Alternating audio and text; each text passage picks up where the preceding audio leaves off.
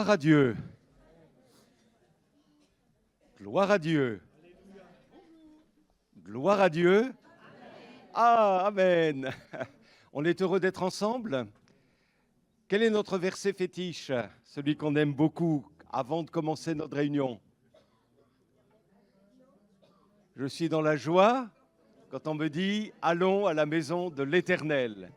Et sa maison, c'est nous, c'est l'ensemble du peuple de Dieu. Ce n'est pas le bâtiment, on est bien d'accord, mais c'est nous qui allons proclamer Jésus, vainqueur, Seigneur, Sauveur. Il est majestueux, il est glorieux, il mérite l'adoration de ceux qu'il a rachetés. Et si vous venez pour la première fois ou pour l'une des premières fois, soyez les bienvenus. Vous allez être bénis avec nous. Jésus va vous bénir. Alléluia. On va écouter un témoignage. Alors, on est très heureux d'accueillir Franck, le Chalupé, qui nous vient de Fécamp, et son épouse Sarah. On leur fait bon accueil, hein. Alléluia, on est content de les avoir. Et c'est notre frère qui va partager la parole. Et Franck et Sarah vont aussi nous donner leur témoignage. Voilà, en version courte, parce qu'il y a plein de choses à dire, Donc, ce sera un dossier compressé, mais ça va être bon. Amen. Hein, et on va se réjouir ensemble. On écoute un témoignage en introduction. Après, on laisse nos bien-aimés nous conduire dans l'adoration. On va célébrer le Dieu de gloire spontanément, librement, par le Saint-Esprit. Gloire à Dieu. On prie avant. Merci Seigneur pour ces moments. Nous les voulons bénis en toi. Nous appelons ta bénédiction. On a déjà préparé ces temps dans la prière. Cette semaine, on a demandé que tu nous bénisses. Et nous voulons donner gloire à ton nom. Et nous croyons et déclarons ce matin que ce lieu est un lieu de salut, un lieu d'adoration, un lieu de guérison, un lieu de délivrance. Alléluia. Un lieu de joie, de communion. Alléluia. À toi la gloire, notre Sauveur. Amen. Je m'appelle William Campbell et je voudrais vous raconter mon histoire. Je viens de Philadelphie, en Pennsylvanie, aux États-Unis. Mes parents se sont séparés quand j'avais 3 ans. Ma mère essayait de nous élever toute seule. Elle était incroyable, une bonne maman. Mais aussi, il y avait beaucoup de difficultés dans notre maison pendant mon enfance. Et il y avait beaucoup de drogue et alcool autour de moi. Il y avait un cas d'abus sexuel aussi, avec ma petite sœur et tout ça. Et c'était très dur et mon père il n'était pas là souvent. Pendant mon enfance, j'étais toujours en colère, égoïste. Quand je suis devenu un ado, j'ai commencé à faire beaucoup de drogue et alcool. Et je suis sorti avec des jeunes femmes. Et, je cherchais quelque chose de me remplir, en fait, de remplir ma vie, mon cœur. Et puis, quand j'avais 22 ans, j'ai commencé à chercher paix. J'ai cherché quelque chose pour m'aider. J'avais des problèmes psychologiques. Je faisais des drogues, de l'alcool chaque jour, de LSD, de cocaïne, du crack, marijuana. J'ai fait tout, en fait. J'ai essayé tout. Donc, j'ai commencé à lire des philosophies et beaucoup de religions et tout ça. Et puis, dans mon désespoir, j'ai volé, entre guillemets, la Bible de ma mère. Et j'ai commencé de lire la Bible. J'avais beaucoup de doutes au sujet de Jésus-Christ. Et donc, j'ai lu que l'Ancien Testament. Et puis là, par hasard, un soir, dans ma chambre, dans le HLM, dans mon quartier défavorisé, j'ai lu le livre d'Ésaïe qui a écrit 700 ans avant la vie de Jésus sur la terre. Et là, c'était une prophétie très, très, très claire concernant le Messie, qu'il a été brisé pour nos transgressions, il a été blessé pour nos fautes. C'était par ces blessures que nous sommes guéris. Et quand j'ai lu ça, le Saint-Esprit, la vraie présence de Dieu est venue dans mon cœur, dans ma vie.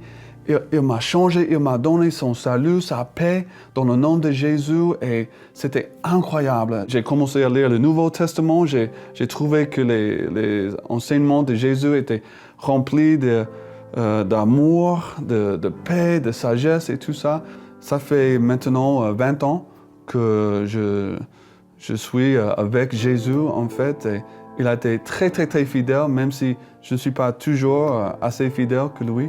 Et il m'a donné une femme très belle et très fidèle au Seigneur, qui m'aime beaucoup.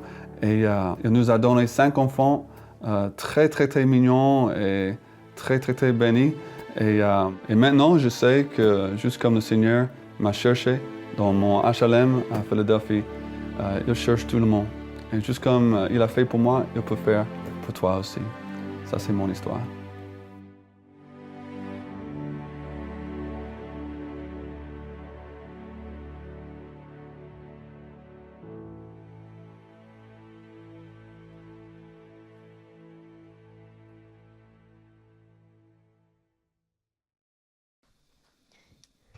Bonjour à tous. Est-ce que vous voulez bien vous lever avec moi, s'il vous plaît, pour chanter tout ça et remercier le Seigneur?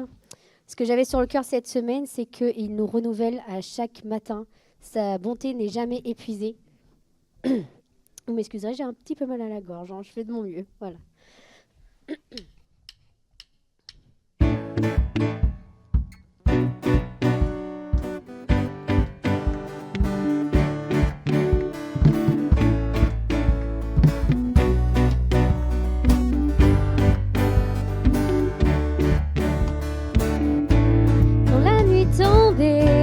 L'angoisse surgit, sans fond tu m'appelles. Quand ma foi faiblit et l'espoir t'arrive, tu es mon abri. Lorsque je suis là découragée, Dieu, tu es tout pour moi. Désormais je veux persévérer, car tu es avec moi. Tu es avec moi, ton amour m'environne, m'élève plus haut. Il résonne dans mon âme tel un écho. Ton amour m'environne, m'élève plus haut. Il résonne dans mon âme tel un écho, écho en mon âme. Oh, oh, oh, oh, oh, oh, écho en mon âme. Oh, oh, oh. Chaque saison, tu renouvelles tes promesses envers moi. Qui peut s'opposer à ta volonté? Qui peut t'arrêter? Lorsque je suis là découragée, Dieu, tu es tout pour moi. Désormais je veux persévérer, car tu es avec moi, tu es avec moi. Ton amour m'environne, m'élève plus haut. Il résonne dans mon âme tel un écho. Ton amour m'environne, m'élève plus haut. Il résonne dans mon âme tel un écho, écho en mon âme. Oh, oh, oh, oh. Oh, oh, oh, écho en mon âme. Oh, oh, oh, oh, oh. Lorsque je suis là découragée, Dieu, tu es tout pour moi. Désormais je veux persévérer, car tu es avec moi, tu es avec moi. Ton amour m'environne et m'élève plus haut. Il résonne dans mon âme tel un écho. Ton amour m'environne et m'élève plus haut. Il résonne dans mon âme tel un écho, écho en mon âme. Oh, oh, oh, oh, oh, oh, oh, écho en mon âme. Oh, oh, oh, oh, oh, oh, oh.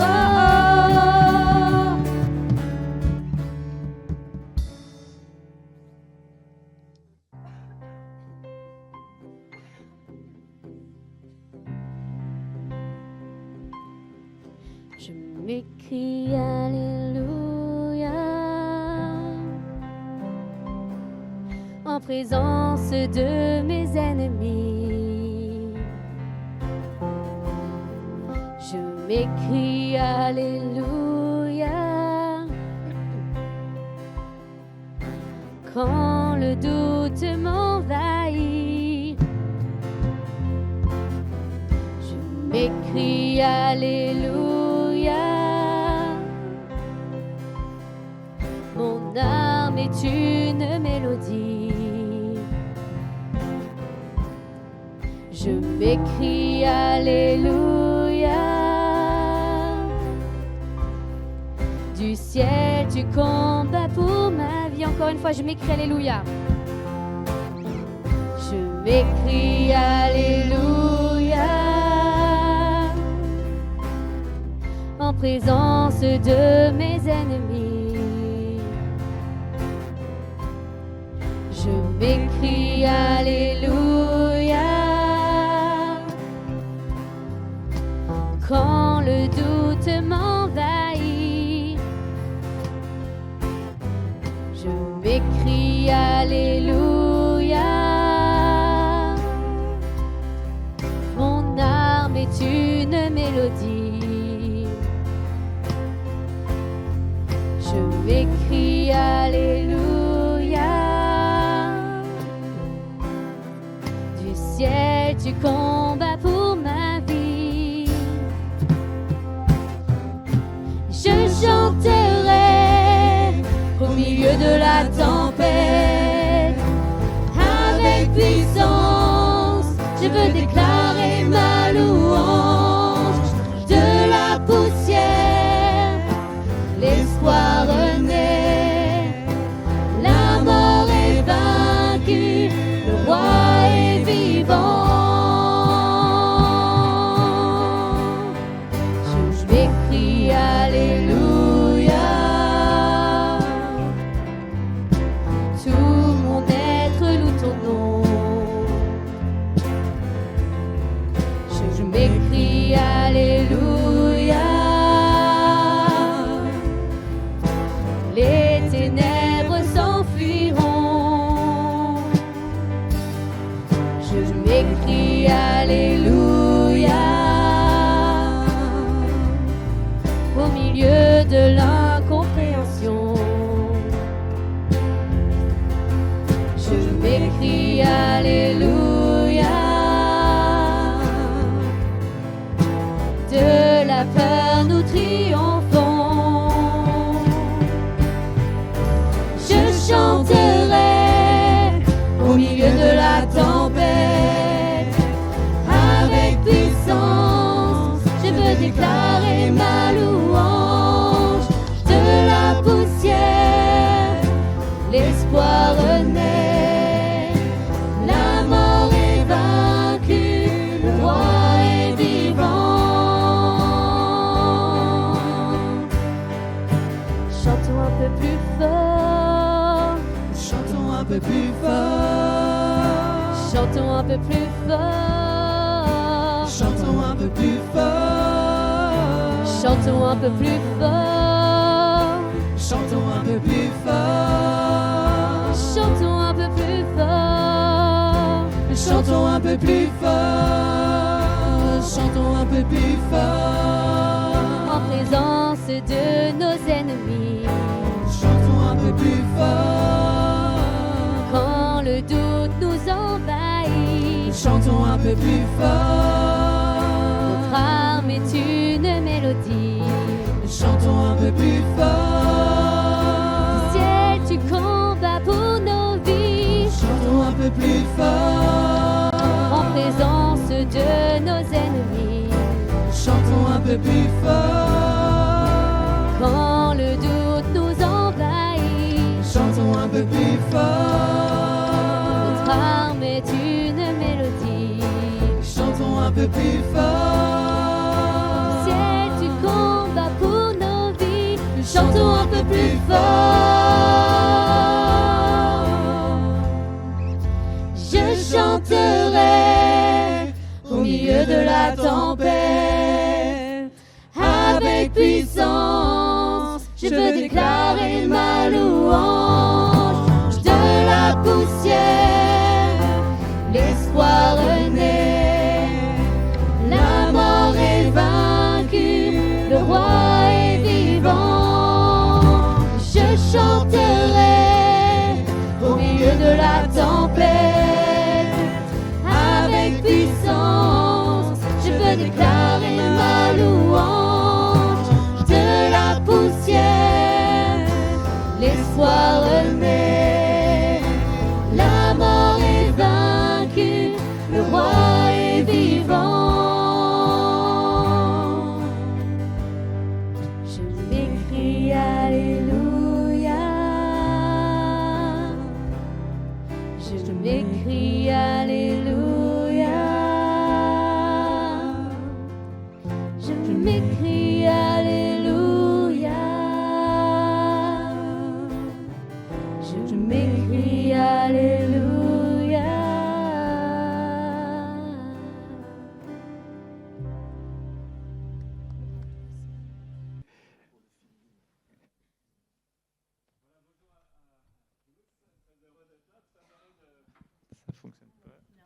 Très heureux de partager avec vous ce matin ce que le Seigneur a fait dans nos vies. Voilà, d'habitude c'est honneur aux dames, mais elle n'a pas voulu. Elle n'a pas voulu passer la première. Donc voilà, en quelques mots, comment j'en suis arrivé là? Eh bien, contrairement au témoignage que vous avez entendu tout à l'heure, je peux dire que moi, dans mon enfance, dans mon adolescence, j'avais tout. Je manquais absolument de rien. Une enfance plutôt heureuse. Voilà, je manquais de rien au niveau familial. Tout me réussissait à peu près. Et puis au niveau de ma relation avec Dieu, bien j'ai une éducation plutôt catholique. C'est même ma maman qui nous faisait le catéchisme. Et puis voilà, j'ai toujours cru en Dieu, mais par contre, il y avait des aspects liés à la religion que j'aimais pas trop. Et puis, donc, j'ai suivi le parcours jusqu'à la communion. Et puis, après la communion, j'ai dit à maman, écoute, moi, l'église, ça m'intéresse plus trop. J'ai pas trop envie d'y aller. Et puis voilà. Et ensuite, je suis parti faire mes études, eh bien, à Rouen, des études de musicologie. Et puis là, durant ces études de musicologie, j'ai rencontré deux gars qui vont devenir des amis, qui eux fréquentaient l'église évangélique du Havre. Peut-être certains connaissent Fabien Auvray et son cousin Christophe Auvray. Et donc on fait nos études ensemble et évidemment ils me témoignent de Dieu. Et je vais donc, Fabien va m'offrir une Bible et je vais donc relire cette Bible, redécouvrir plein de choses qu'on m'avait enseignées étant un peu plus jeune. Et là, à la lecture de la Bible, plusieurs choses me touchent, plusieurs choses me marquent. Première chose qui m'interpelle, l'aspect des prophéties.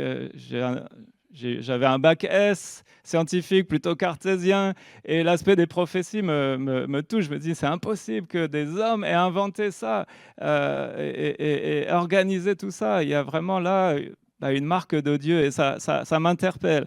Deuxième chose qui m'interpelle, j'ouvre les yeux sur certaines erreurs liées au catholicisme, liées à l'enseignement catholique qu'on ne retrouve pas dans la Bible. Et donc j'ouvre les yeux sur ces choses-là. Voilà, je ne rentre pas dans le détail, mais le culte à Marie, la papauté, tout ça, le culte aux saints, tout autant de choses qu'on ne retrouve pas dans la Bible, et j'ouvre les yeux là-dessus. Et puis une troisième chose qui me marque, c'est Jésus, c'est l'amour de Jésus, c'est la manière dont il parle, il agit, et ça touche vraiment mon cœur. En tout cas, cette Bible, je la dévore. Je la dévore. Et puis évidemment, ses amis, ses copains ne manquent pas de m'inviter à l'église. Franck, ce serait bien si tu venais à l'église. Viens avec nous.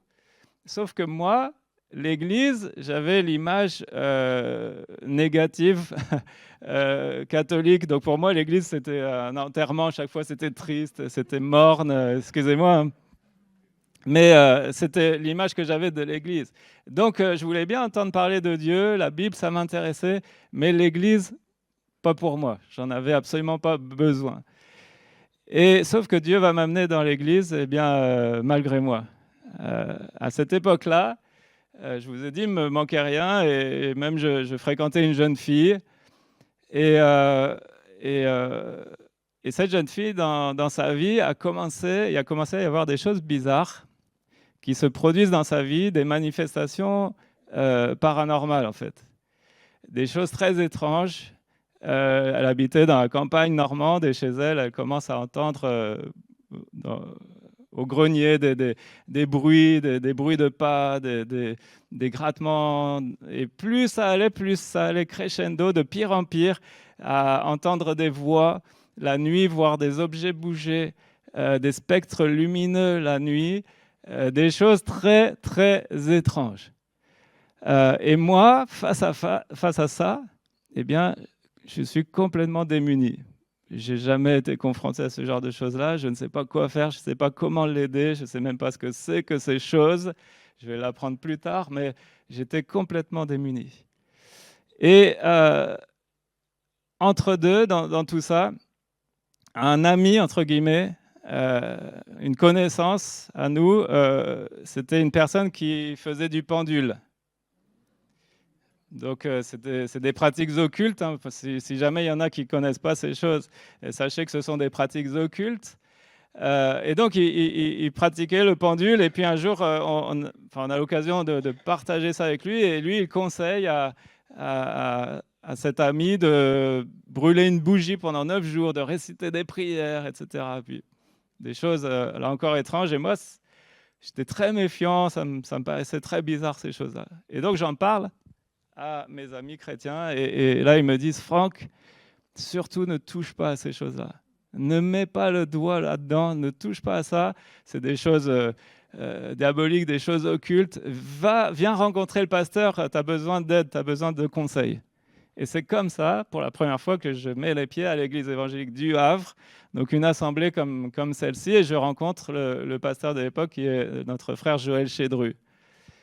Et donc, je me souviens encore, dans la petite garderie au fond de l'église, où on a un entretien, on lui explique les choses. Et là, 2 choses se passent. Première chose, il nous dit: écoutez, ces choses, ce sont des manifestations démoniaques. Et il nous dit: il n'y a pas 36 choses à faire, il n'y a qu'une chose à faire. Il suffit de prier Dieu au nom de Jésus. Et rien que quand il dit ça, je suis touché, parce que je me dis, effectivement, si Dieu il est tout-puissant, il suffit de le prier lui pour être débarrassé de ces choses-là, pour être secouru. Et donc la foi simple, déjà, ça m'interpelle. Et puis au cours de l'entretien, ce pasteur, que je ne connaissais pas, mais certainement il nous explique la croix. Il a certainement dû citer Jean 3,16, mais il explique la croix. Et c'est là, dans cet entretien-là, que je comprends la croix. Alors que j'en entends parler depuis tout petit, alors que je relisais la Bible depuis un certain temps, ça m'intéressait. Mais là, à ce moment-là, je comprends la croix. Je comprends que Christ est mort à cause de moi, à cause de mon péché, mais aussi pour moi, parce qu'il m'aime. Et c'est lui qui a payé la condamnation, qui a payé pour mes fautes. Il a payé à ma place. Et je comprends tout à ce moment-là. Tout se dévoile là. Et on va rester à la réunion d'évangélisation l'après-midi. Et là, pendant cette réunion, ce pasteur que je ne connaissais ni d'Adam ni d'Ève, comme on dit, Joël prêche l'évangile. Et puis, on était 300, 400 membres peut-être à l'époque. Et j'ai l'impression qu'il ne parle qu'à moi.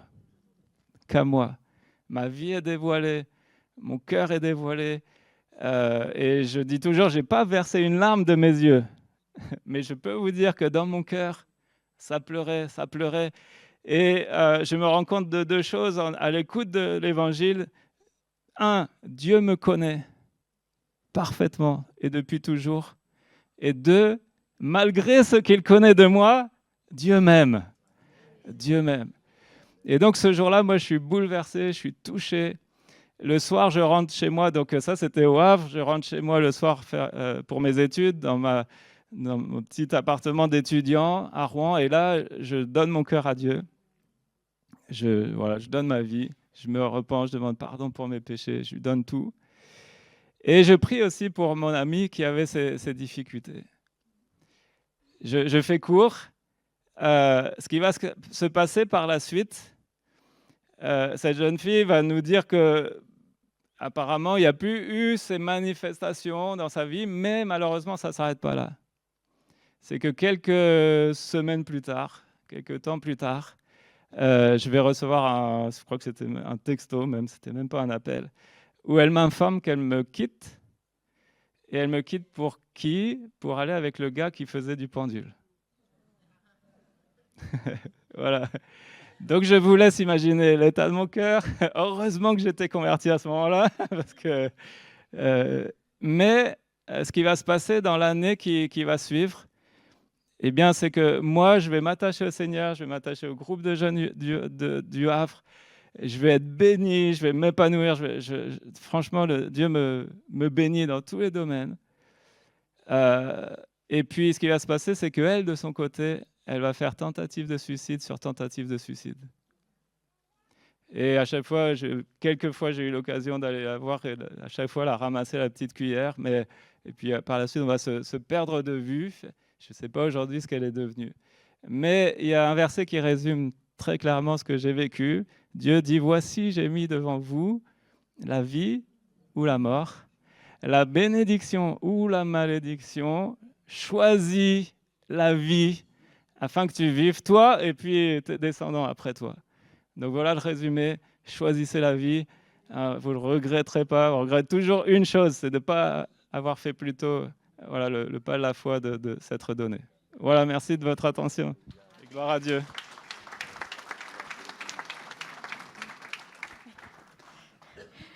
Voilà, merci. Donc bonjour, très heureuse d'être avec vous et de partager un petit peu de ma vie de foi. Merci. Donc voilà, j'ai partagé un petit peu de ma vie et de mon chemin de foi.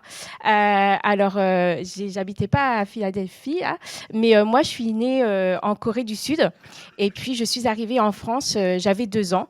J'ai été adoptée par mes parents et mes parents étaient chrétiens, allaient à l'église et donc j'ai grandi comme ça dans un foyer aimant qui aimait Dieu, qui aimait servir Dieu. J'étais fille unique, mais voilà, tout se passait bien. J'aimais aller à l'église. J'avais des amis à l'église. J'écoutais ce que le pasteur disait. Des fois, j'étais ailleurs. Mais voilà, ça ne me dérangeait pas plus que ça, même si, vous savez, quand on est jeune, ado, on a envie parfois de rester à la maison, de regarder la télé. Mais je suivais. Voilà, je suivais quand même, malgré tout. Et puis, j'aimais Dieu. J'avais compris ce qu'il avait fait pour moi. J'avais compris que Jésus était mort à la croix pour moi. Je demandais pardon à Dieu pour mes péchés. Voilà, ça arrivait. Mais ça n'allait pas plus loin. Et puis, des fois, quand je réfléchissais, je me disais, mais si Jésus revenait, si je mourais, où est-ce que j'irais? J'avais aucune conviction. Donc voilà, j'ai grandi comme ça, comme on dit, sur les bancs d'école du dimanche. Un petit peu comme ça. Puis, je réfléchissais pas trop à l'avenir. Et puis un soir, comme tous les mardis soirs, j'allais à l'église, à la réunion de prière avec mes parents. Et puis ce soir-là, je ne pourrais pas vous dire ce que le pasteur a prêché. C'était une réunion habituelle. Mais vraiment, le Saint-Esprit a agi d'une manière particulière. Peut-être qu'il agissait des autres fois pareil, mais ce soir-là, pour moi, j'ai vraiment été... j'ai eu déjà une première chose, j'ai fait que pleurer. Là, cette fois-ci, moi, c'était des vraies larmes qui sortaient de mes yeux. Je faisais que pleurer. Pourquoi? Parce que j'ai vraiment réalisé que j'étais dans un état... J'étais pécheresse. Je n'avais pas seulement que fait des péchés, mais j'étais vraiment de nature pécheresse. Et là, je réalisais qui j'étais vis-à-vis de Dieu, cette séparation que j'avais, et que en même temps, tout ce que j'avais appris, compris intellectuellement, que Jésus était mort sur la croix pour moi, mais que j'avais vraiment cette ouverture pour pouvoir être sauvée, et que Jésus avait arraché mon âme de la mort et de l'enfer. Et là, vraiment, c'était des pleurs voilà, au début vraiment de poids, et après j'étais vraiment très légère. Voilà, le péché est parti, et voilà, et j'ai vraiment réalisé que j'avais pas seulement péché, mais j'étais vraiment pécheresse devant Dieu, et qu'il avait tout accompli à la croix pour moi. Donc ça, c'est vraiment mon témoignage, c'est passé de l'intellectuel, de ce que j'avais entendu à l'école du dimanche, jusque dans mon cœur. Et peut-être c'est le cas pour certains qui viennent dimanche après dimanche. Ça reste peut-être là, mais il faut que ça devienne vraiment pratique dans la vie de tous les jours. Et je peux vous assurer que Dieu est vivant et bien vivant, et qu'il agit vraiment. C'est pas juste le Dieu qu'on entend à l'école du dimanche, dans les prédications, mais qu'il agit vraiment. Et je voulais juste terminer avec ce petit point. Donc j'ai grandi après, je me suis donc convertie, j'avais 13-14 ans. Après, j'ai été baptisée dans le Saint-Esprit, je me suis fait baptiser.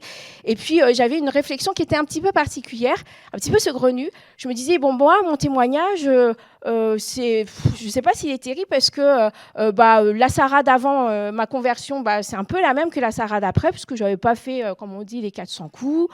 Voilà, et je me disais, bon...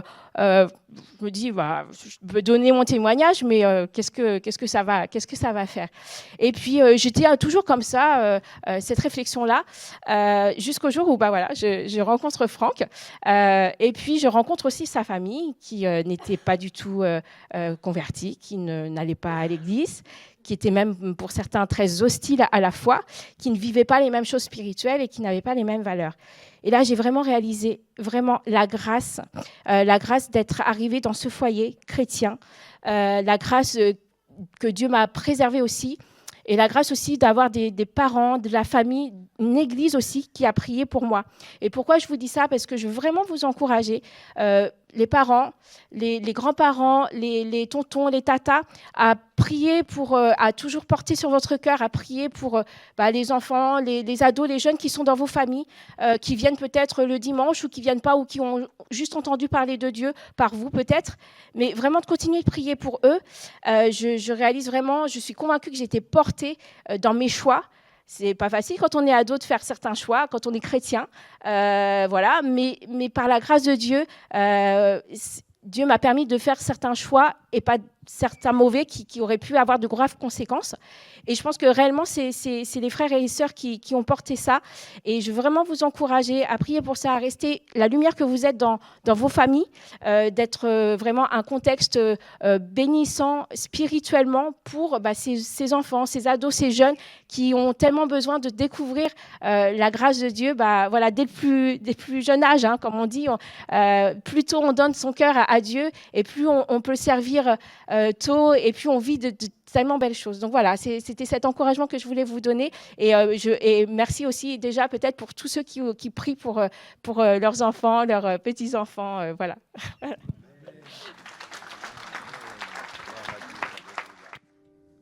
Je remercie vraiment vous remercie pour vos témoignages, parce que ça résonne, ça fait écho au chant que je veux qu'on chante, qui dit « Je veux proclamer le nom de Jésus sur nos familles ».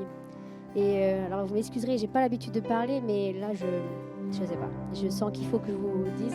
Là ce matin, je veux vraiment qu'on proclame Jésus dans nos vies, Jésus sur nos familles, sur peut-être on a des liens ou de la peine et on n'arrive pas à s'approcher de Jésus parce qu'on a eu tel conflit, tel problème d'amertume, peut-être qu'on a un problème de santé, on se disait Seigneur, je pensais que ça allait se régler et ça se règle pas. Et qu'on dépose ça vraiment à ses pieds. Peut-être que c'est notre mari, notre femme qui ne vient pas à l'église, qui ne vient plus peut-être que c'est un enfant que tu te dis, il était là avant, à côté de moi, il n'est plus là. Mais il va revenir. Et vraiment, je prie qu'on laisse tout ça à ses pieds, qu'on proclame vraiment le nom de Jésus sur nos cœurs, sur tout ça, vraiment qu'on se laisse aller. On n'a pas à combattre contre la chair et le sang, on n'a pas à combattre contre nos membres de nos familles, non. C'est le nom de Jésus qui vient tout délivrer. Alors vraiment, chantez-le de tout votre cœur.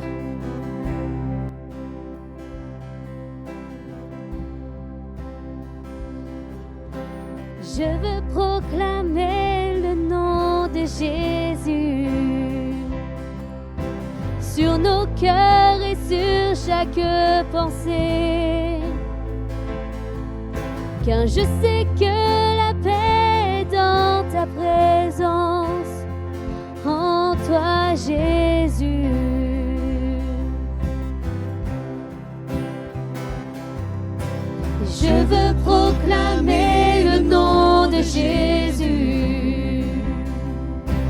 afin que toute chaîne soit brisée. Je crois que l'espoir et la liberté sont en Jésus. Ton nom est puissant et ton nom guérit. Ton nom est vie. Tu brises les chaînes, tu perces la nuit, consumes tout.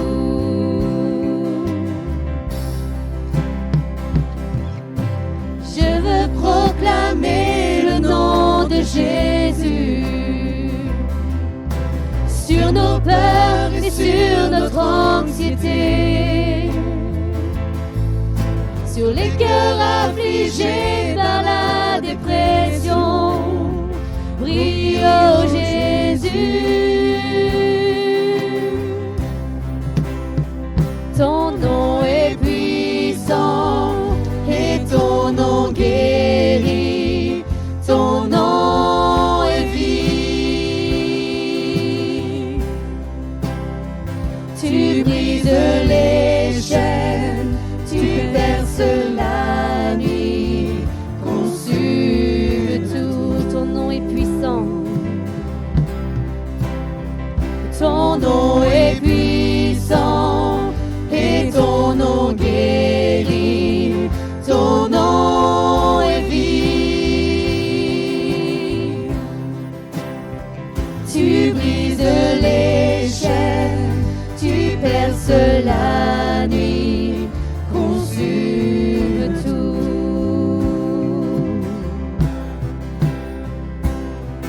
Déclarons-le sur les monts, Jésus dans nos rues, Jésus dans les ténèbres et sur tous nos ennemis. Jésus sur nos familles, proclamons son saint nom. Jésus.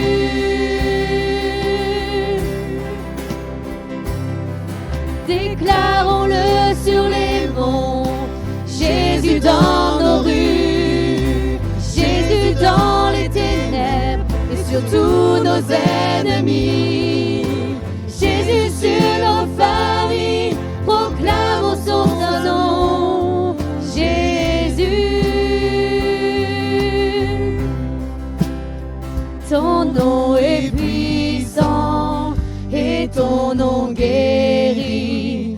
Ton nom est vie. Tu brises les chaînes, tu perces la nuit, consumes tout. Oui, ton nom est puissant et ton nom guérit. Ton nom est vie.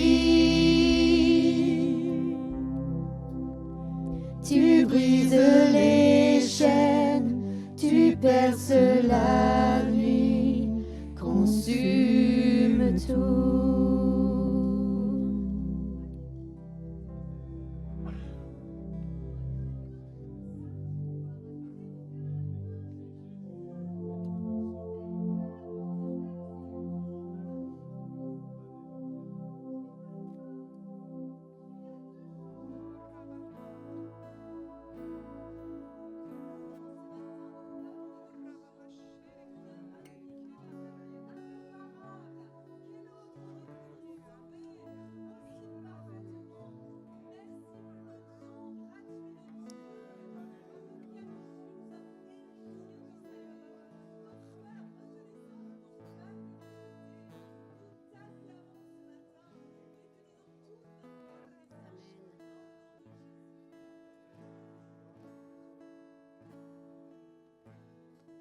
Christ est ma seule fondation,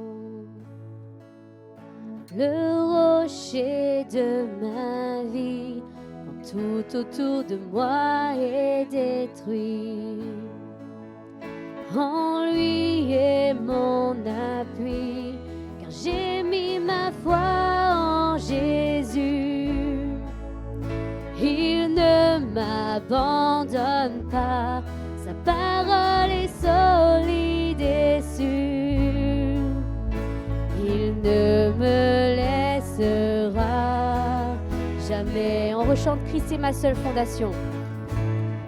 Christ est ma seule fondation. Le rocher de ma vie, quand tout autour de moi est détruit.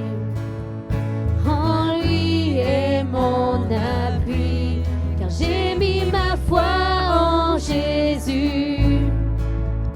Il ne m'abandonne pas, sa parole est solide et sûre. Il ne me laissera jamais, jamais. J'ai sa joie dans le chaos, j'ai sa paix qui me soutient. Je peux déposer mon fardeau, car il me tient dans sa main. J'ai bâti ma vie sur Jésus. Il ne m'abandonne pas, sa parole est solide et sûre. Il ne me laissera jamais, jamais. Il ne faillira jamais, il ne faillira jamais, jamais.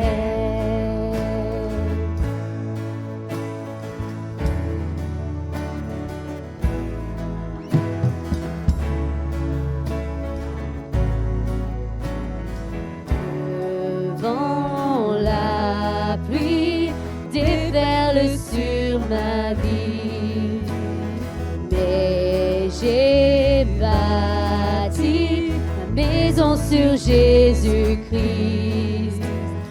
Le vent, la pluie déferle sur ma vie, mais j'ai bâti ma maison sur Jésus-Christ.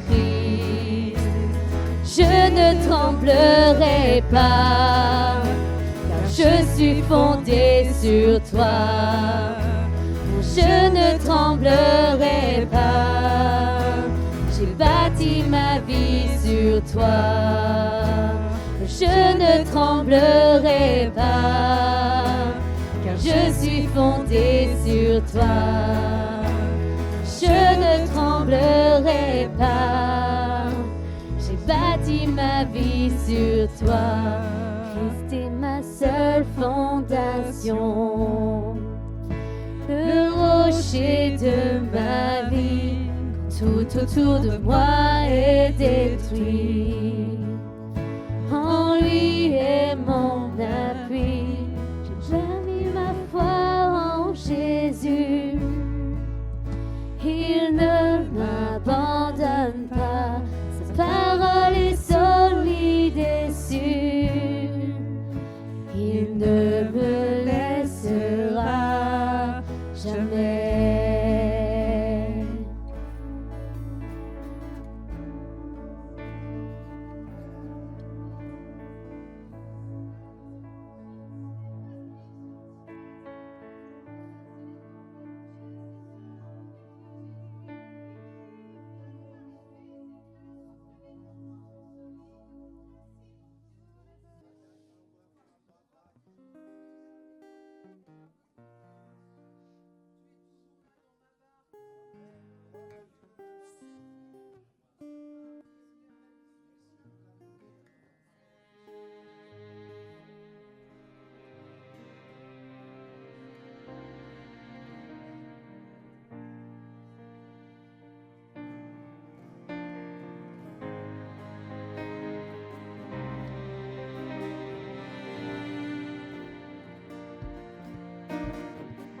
C'est ton cœur que je recherche,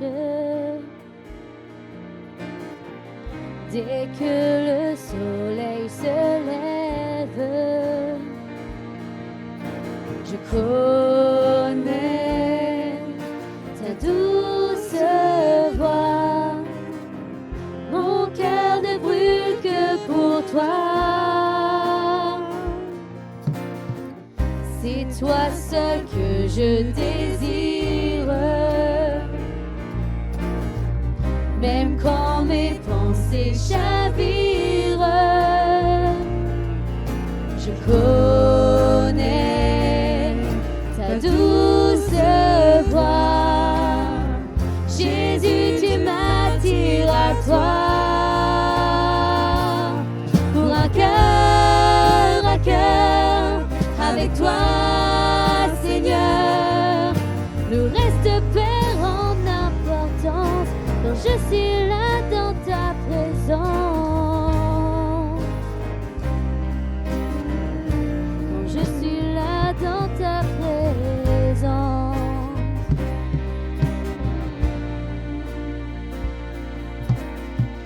Dans tes bras je me repose. Tous mes fardeaux je les dépose. Je connais ta douce voix. Jésus, tu m'attires à toi. Pour un cœur à cœur avec toi, Seigneur, le reste perd en importance quand je suis là dans ta présence.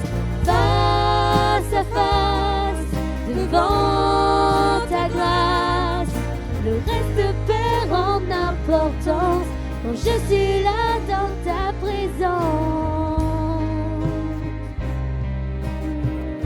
Quand je suis là dans ta présence. Oh. Je plie le genou, j'abandonne tout. Le seul désir de mon cœur, c'est ton cœur. Je plie le genou, j'abandonne tout. Le seul désir de mon cœur, c'est ton cœur. Je plie le genou, j'abandonne tout. Le seul désir de mon cœur, c'est ton cœur. Je plie le genou, j'abandonne tout.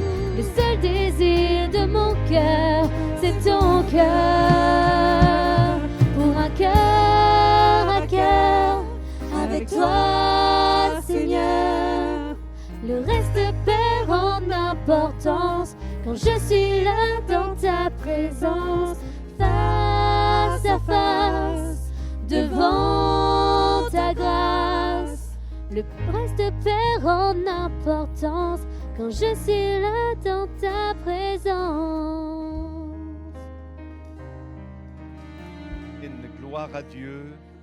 Pendant qu'il mangeait, Jésus prit du pain et après avoir rendu grâce, il le rompit, le donna aux disciples en disant « Prenez, mangez, ceci est mon corps ». Il prit ensuite une coupe et après avoir rendu grâce, il la leur donna en disant « Buvez-en tous, car ceci est mon sang, le sang de l'alliance qui est répandu pour plusieurs, pour la rémission des péchés. Je vous le dis, je ne boirai plus désormais de ce fruit de la vigne jusqu'au jour où j'en boirai de nouveau avec vous dans le royaume de mon Père. » Nous allons célébrer l'œuvre de la croix. Tout commence par la croix et Jésus nous ramène toujours à la croix. C'est là que le Seigneur a payé notre dette. Nous sommes tous perdus en dehors de Jésus. Il a payé le prix donc à notre place. Il a fait l'expiation, il a couvert nos péchés. Il a pris sur lui la colère du Dieu saint à notre place, de telle sorte que si nous croyons en lui, il nous communique sa justice. Ça s'appelle la justification par la foi. Et nous lui transmettons notre péché. Et il en est mort. Tellement il nous a aimés, C'est lui le Saint des Saints qui a porté notre péché. Béni soit son nom. Et on ne peut que le louer, l'adorer, lui dire merci Seigneur, parce que j'étais perdu, maintenant je suis vivant. Je suis passé de la mort à la vie par l'œuvre de Jésus à la croix. Il est ressuscité des morts. Amen. Il vit au siècle des siècles. Alors, bien-aimés, pour une question de facilité, on va rester assis pour le passage du pain et du vin. Et pour vous qui n'êtes pas encore tout à fait positionnés pour le Seigneur, eh bien, vivez malgré tout ces moments en vous approchant de Dieu. Ne prenez pas la scène. La scène, elle est pour ceux qui sont véritablement nés de nouveau, qui ont fait un pacte, une alliance avec Jésus à travers la conversion, la repentance, la nouvelle naissance. Ne vous sentez pas mis à l'écart pour autant. Vous êtes les bienvenus. Mais réfléchissez à Jésus et ce matin, profitez de l'accueillir dans votre cœur. Alléluia. Un jour, vous confesserez Jésus ici même, dans les eaux du baptême, et vous direz, c'est vrai, moi aussi, j'étais perdu, mais j'ai donné ma vie à Jésus. Amen, amen. Que Dieu soit béni. Alors louons courtement, mais soyons nombreux à le faire ce matin. Amen. Alléluia. Amen.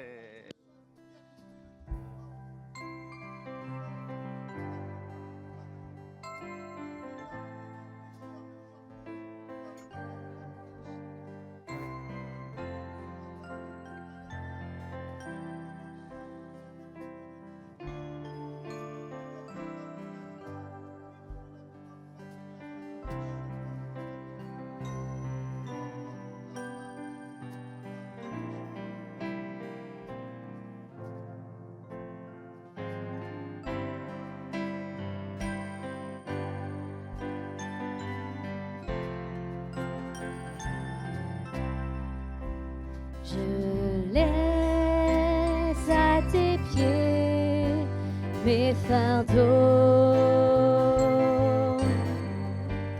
Devant toi, je dépose tous mes soucis.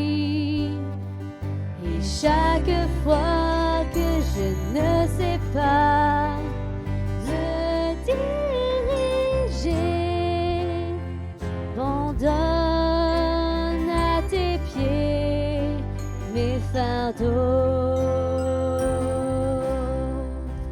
Je laisse à tes pieds mes fardeaux. Devant toi, je dépose tous mes soucis. Et chaque fois que je ne sais pas me diriger, j'abandonne à tes pieds mes fardeaux. J'abandonne à tes pieds mes fardeaux.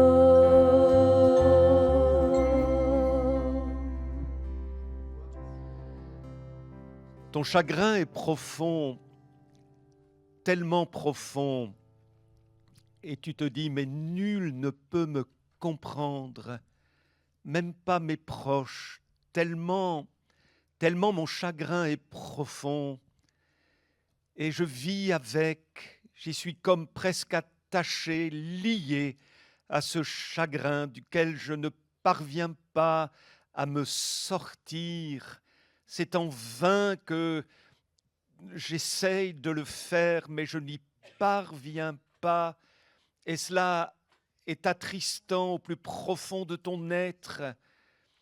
Mais voici le Seigneur, qui est le Dieu de compassion, sait très bien que tu souffres. Il porte et il a porté ta souffrance. Et sache que tu n'es pas seul à être dans la préoccupation pour ce qui t'a occasionné tant de chagrin. Jésus lui-même s'en préoccupe.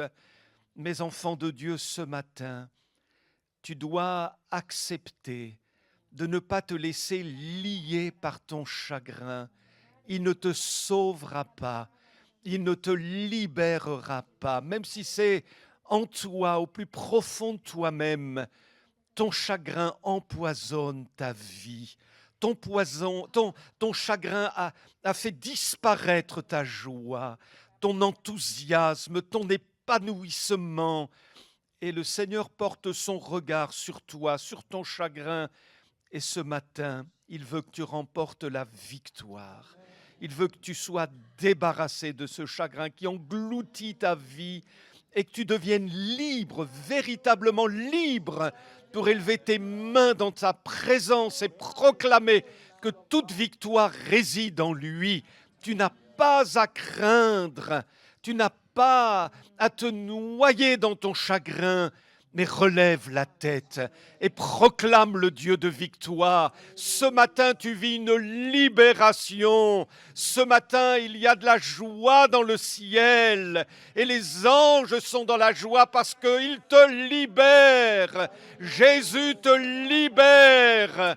Tu verras sa gloire dans ta vie. Sois pleinement assuré du succès de Dieu dans ta vie.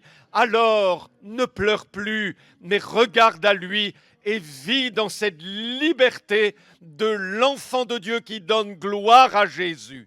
Alléluia. On peut se lever ensemble une dernière fois et tous ensemble proclamer le Dieu de victoire. Les chaînes tombent, les murailles s'écroulent, les maladies sont chassées, les démons sont vaincus. Alléluia. Je veux entendre le peuple de Dieu élever sa voix comme le peuple de victoire ce matin. Alléluia. Je veux déclarer que Jésus-Christ est le Seigneur et que rien ne résiste à sa victoire, à son autorité.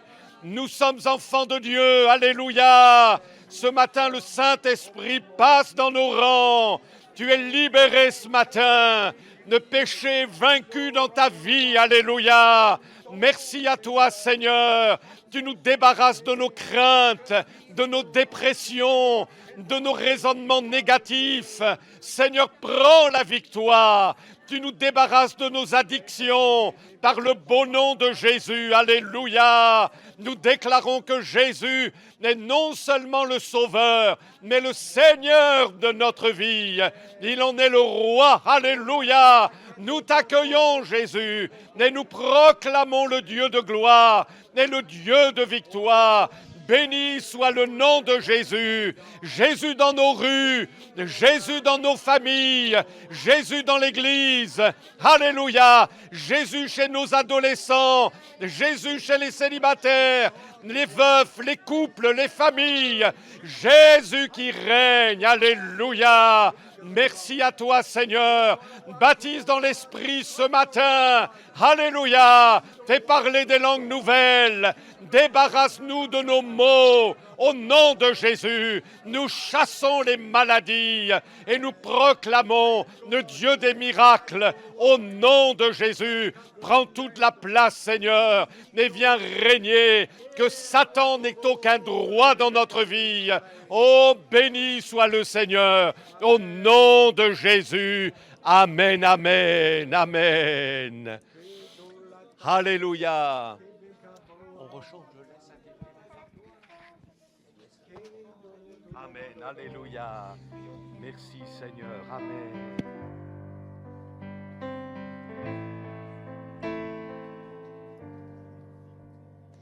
Je laisse à tes pieds mes fardeaux. Devant toi je dépose tous mes soucis. Et chaque fois que je ne sais pas me diriger, j'abandonne à tes pieds mes fardeaux.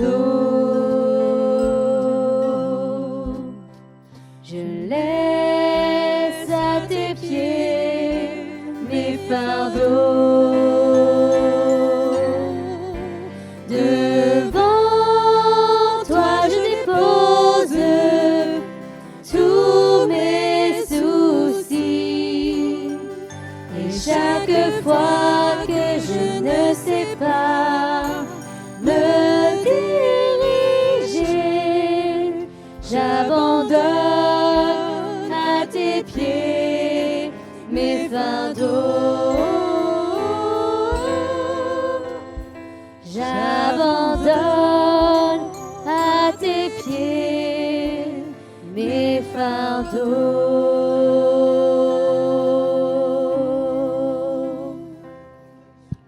Amen, amen. Gloire à Dieu. Merci à nos bien-aimés qui nous ont introduits dans ce moment de louange. On bénit Dieu. Amen. Et nous allons maintenant laisser toute la place à la parole du Seigneur. On veut croire que le Seigneur a déposé une pensée dans le cœur de notre frère Franck. Franck, je l'appelle The Dreamer. Hein, Franck? The Dreamer. Parce que, waouh, il joue bien de la batterie. Super, super. Vraiment, c'est un don de Dieu, pour un don que Dieu lui a donné, et ça fait du bien. J'aime bien la batterie aussi. Mais quand je vois Franck, je me sens petit comme ça, et lui, il est grand, quoi. Hein. Mais béni soit Dieu pour les dons que Dieu fait à son Église. Amen, amen. Mais mieux que ça, il va nous délivrer la parole de Dieu. Amen, amen. Tu viens, mon frère Franck, sois béni et que nos cœurs soient bien disposés pour accueillir la bonne parole. Alléluia. Moi aussi, je me sens tout petit à côté de Daniel. Lui, c'est un géant de la foi. Hein. Il y a des frères qui nous ont précédés, qui ont œuvré, et tellement plus que nous, on voudrait leur arriver à la cheville. Hein. Mais par la grâce de Dieu, voilà, on est vraiment heureux de servir le Seigneur. Ça fait 17 ans maintenant, à plein temps pour le Seigneur.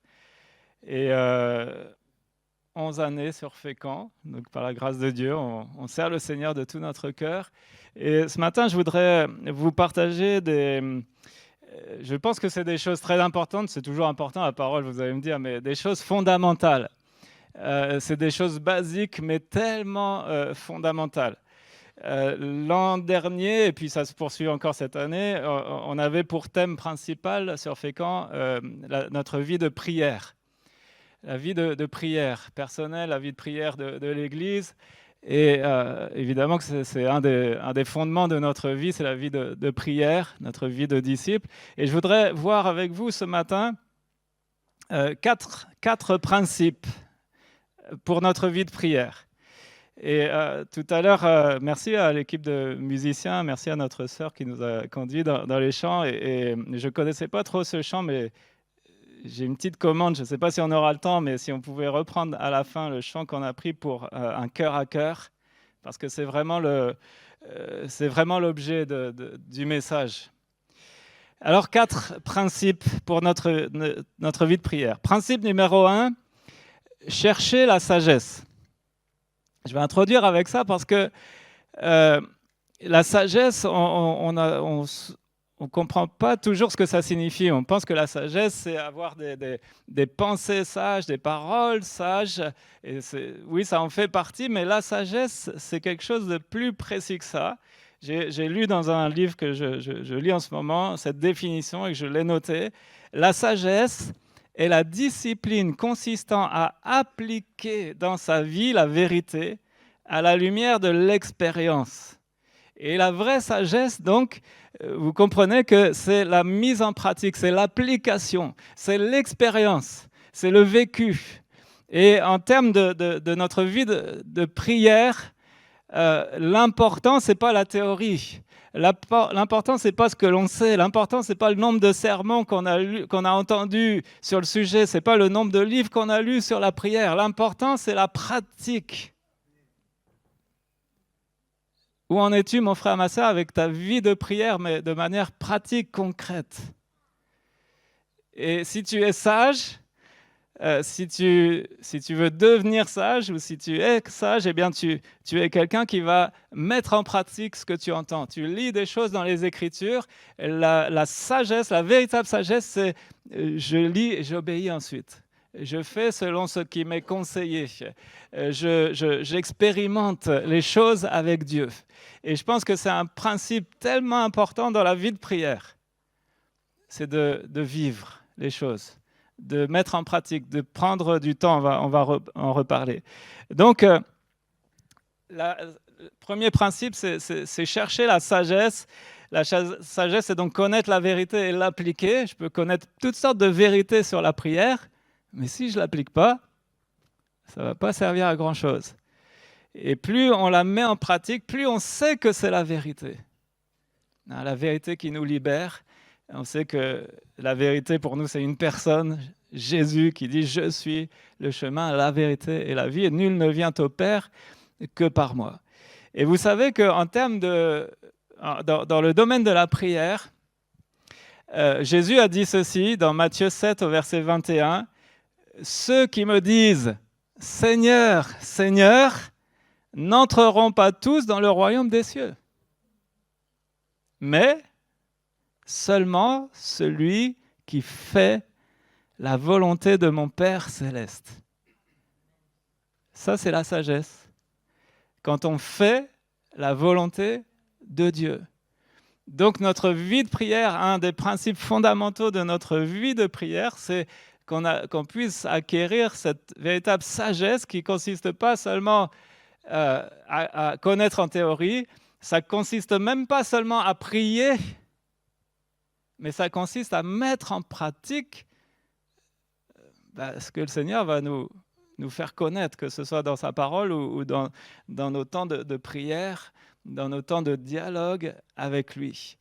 Je ne veux pas faire partie de ceux qui disent seulement « Seigneur, Seigneur » à tout bout de champ, mais je veux faire partie de ceux qui font la volonté de notre Père céleste. Amen. Donc, premier principe, soyez sages. Soyez ces hommes et ces femmes de Dieu empreints de sagesse, non pas une sagesse théorique, mais pratique, qui mettaient en œuvre, qui vivaient les choses, qui obéissaient, qui fêtent la volonté de Dieu. Principe numéro 2, et là on va aller un peu plus loin, mais je vais vous le dire après ce principe. Est-ce que vous vous êtes déjà intéressé, est-ce que vous connaissez le monde des crypto-monnaies? Vous avez déjà entendu parler des crypto-monnaies? Alors, les plus connus, c'est l'Ethereum, le Bitcoin. C'est quoi cette affaire-là? C'est quoi ces crypto-monnaies? Alors, pourquoi ça s'appelle crypto-monnaie? Parce que ce sont des monnaies numériques. Il y a tout un langage informatique crypté, hein, d'où le mot crypto-monnaie.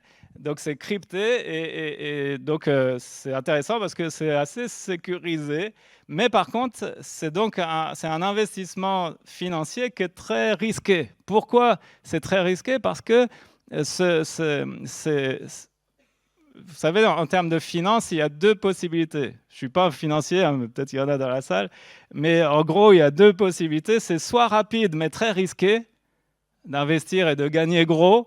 Ça peut être rapide, mais c'est très risqué, c'est-à-dire que vous pouvez aussi perdre toute votre mise, et ça, c'est le cas des crypto-monnaies. Ou soit c'est des placements sûrs, mais c'est très long. Par exemple, l'immobilier, des indices boursiers, où là, c'est des placements qui sont plutôt sécurisés, sûrs, mais c'est très long. Donc, il faut attendre au moins 10 ans pour espérer que ça rapporte, que ce soit intéressant. Et les crypto-monnaies, ce sont des investissements très spéculatifs parce que c'est très volatile. Un jour, ça peut faire du x10 et le lendemain, du moins 10. Enfin bref, c'est très volatile, donc c'est risqué. Il y a des fortes fluctuations de valeur. Alors, pourquoi je vous parle de ça? Vous allez dire, c'est bizarre. Eh bien, si je vous disais que j'ai trouvé même dans la Bible, un placement, un investissement qui joint le meilleur des deux mondes. Ça va vous rapporter très gros. C'est un investissement sûr et même certain à 300%. Et ça peut même être très rapide. Est-ce que ça vous intéresse? Ça vous intéresse? Je vois, il y a des yeux qui brillent là. Allez, on va aller voir, on va lire. Et j'ai découvert ça. Moi, j'aime bien, alors, on découvre des choses et j'aime bien partager les découvertes comme ça, des petits trésors qu'on découvre. Allez, on va lire dans Matthieu, chapitre 6, au verset 6. Matthieu, chapitre 6, au verset 6.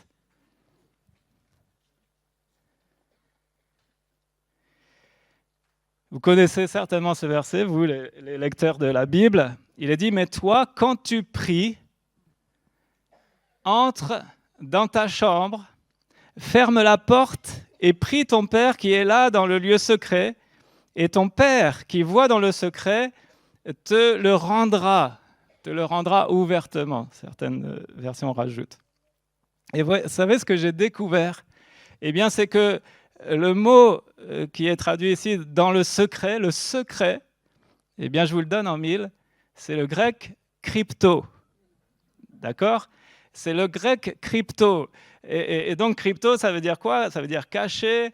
Ça veut dire caché. Voilà. Secret, caché. Les crypto-monnaies, voilà, il y a un langage crypté, caché, d'où le nom.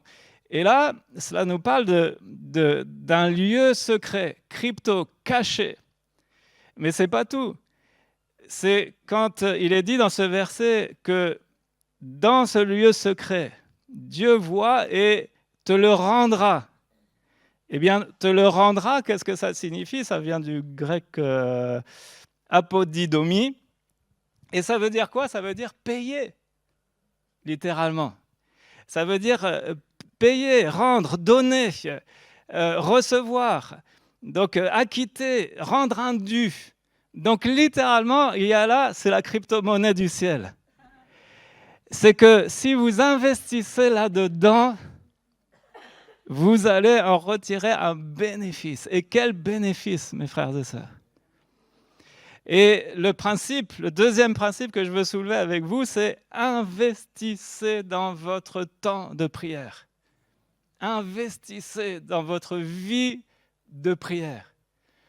Je sais pas combien vous investissez dans votre vie de prière personnelle. Je ne sais pas combien de temps, je ne sais pas la qualité. Alors, ce n'est pas forcément une question de temps, c'est surtout une question de temps et de qualité liée. On peut passer peu de temps, mais d'une super bonne qualité. On peut passer beaucoup de temps, mais sans que ça apporte rien du tout. Il faut les deux lier. Et laissez-moi vous dire, je ne viens pas vraiment, mais vraiment pas en donneur de leçons. Je suis quelqu'un qui a tellement encore à apprendre dans la vie de prière. Et voilà, on a tellement à progresser.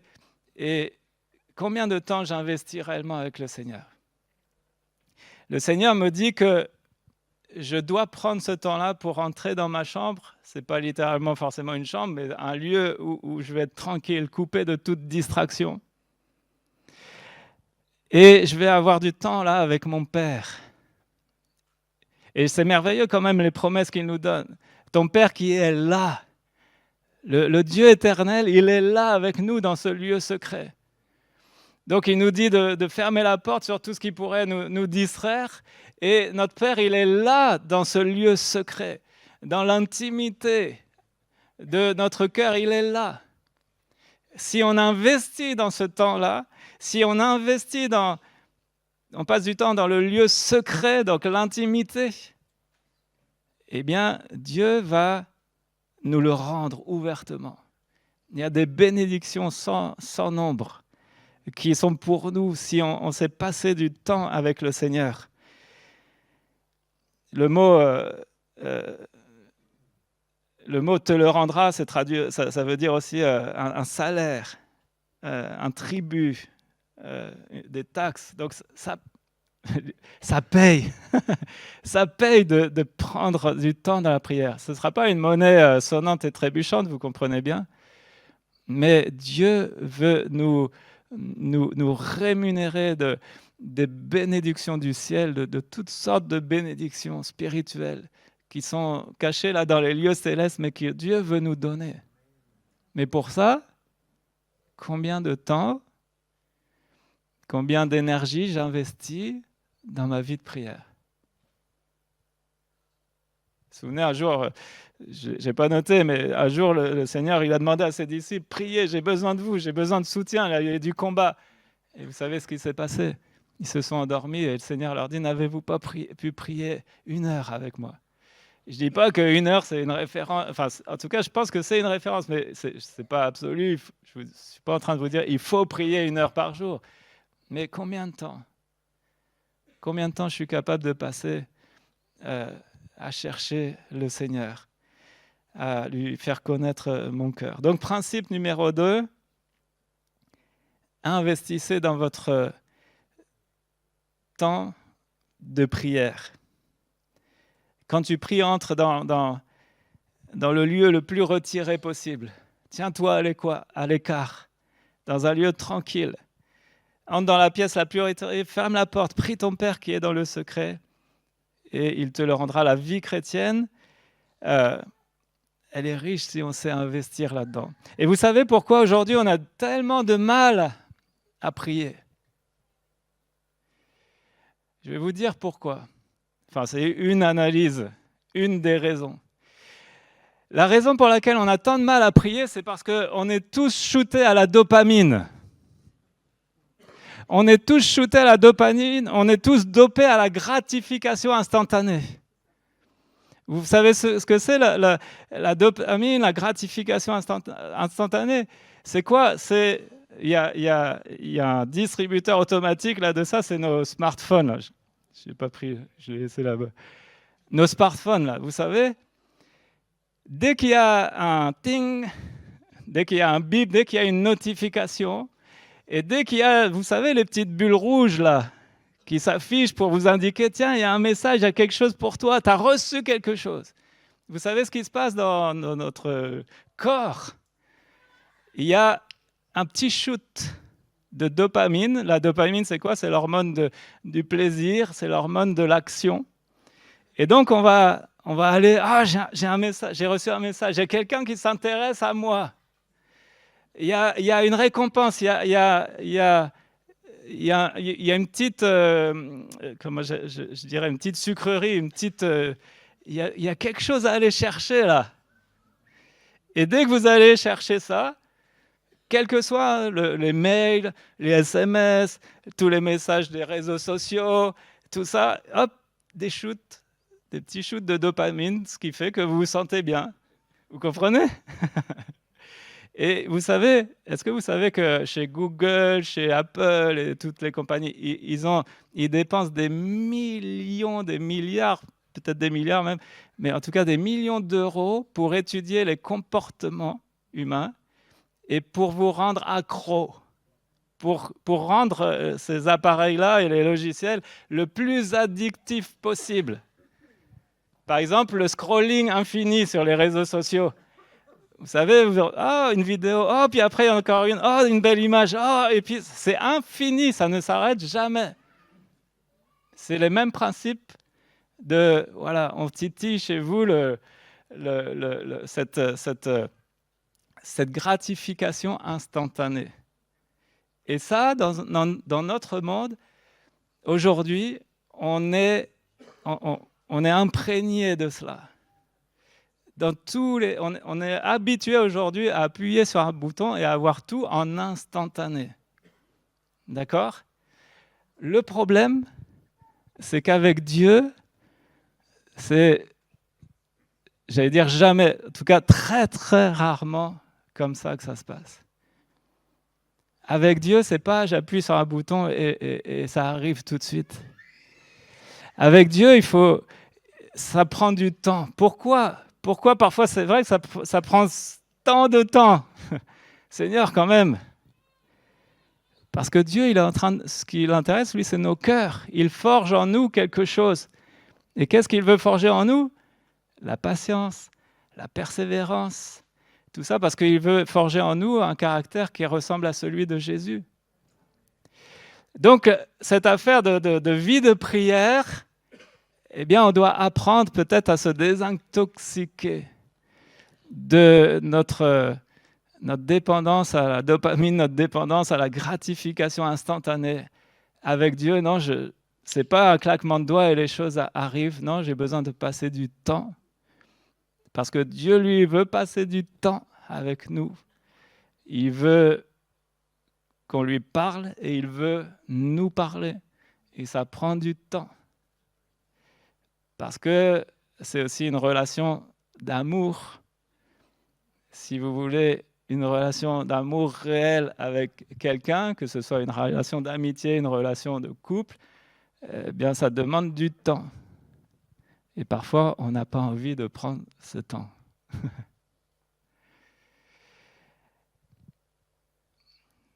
J'avais pris quelques notes. Nos smartphones et les notifications constantes qu'ils émettent stimulent le système de récompense de notre cerveau en libérant de la dopamine, un neurotransmetteur associé au plaisir et à la satisfaction. Chaque fois que nous recevons une nouvelle notification, un like ou un message sur les réseaux sociaux, cette libération de dopamine renforce le comportement, nous incitant à répéter l'action pour ressentir à nouveau cette sensation agréable. Ce mécanisme crée une boucle de rétroaction addictive, nous rendant accros à la vérification incessante de nos appareils pour obtenir notre dose de dopamine.